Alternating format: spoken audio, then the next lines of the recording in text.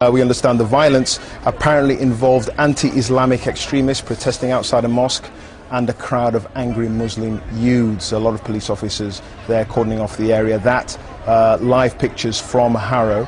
Well, not far away, behind the police cordon, is our correspondent John Brain. John, if we could join you now, what's the latest?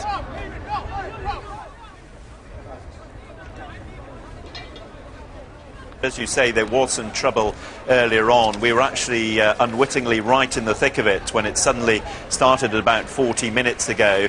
And what happened was that several dozen young Muslim men started throwing bricks and firecrackers at the police. The reason for that, they were frustrated because the people they'd come to protest about the anti-Islamist had already been escorted out of this area into their cars and away. But many of these young Asian men had been here all afternoon, been chanting, had built up quite some considerable anger, and clearly decided to take it out on the police. Now, as for the anti-Islamic demonstration, that all became something of a damp squib. We counted barely 15 in the biggest group of them.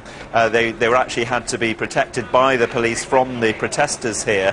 When they did come down to this area, about half a dozen, and they were immediately chased back out again.